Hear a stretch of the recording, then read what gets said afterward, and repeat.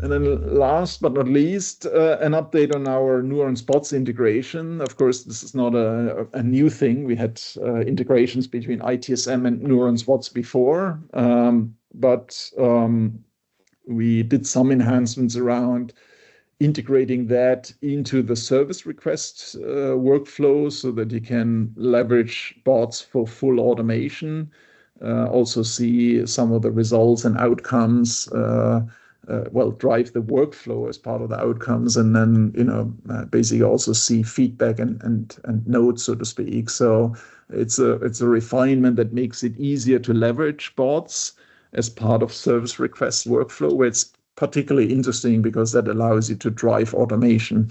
A common use case, but not the only one, is to basically distribute software to a user's device as a response to a request here. And that's a scenario I've created a bit of a video for here.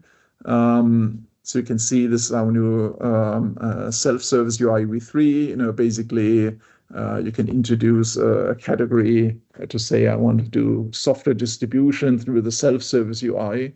And the user would basically, pick such a request offering, fill out the corresponding questions.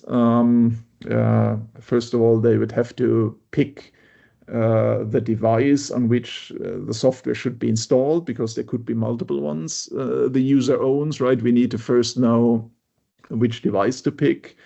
Then the system fills in a bunch of additional things, but ultimately then the user would submit the request so that the software is basically to be installed on the device here, right? That's pretty much all that's needed right now. You can again implement all kinds of intermediate steps, approvals, this and that as part of the workflow. But in this case, in that sample scenario, we basically focused on the software distribution portion of it. So you'll see, first of all, that the corresponding backend request has been created from this requestable offering, from the user submitting corresponding service request. You can see the parameters that were submitted. You can look at the workflow. And you can see here that, again, in this case, we do check whether the device has an agent installed on it. So that's the first thing we want to check before invoking any bot.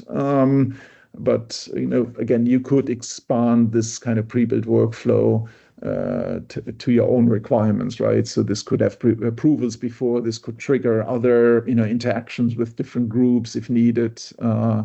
For tracking licenses or just logging, that kind of request in other areas. And again, this is all based on the ability to leverage Neurons bots as part of a quick action here, which again then can be used in the service request. So, ultimately this goes back to a bot that was created in the environment, right?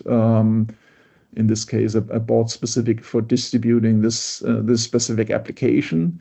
And again, that Neurons bot is ultimately what is triggered from the service request, right?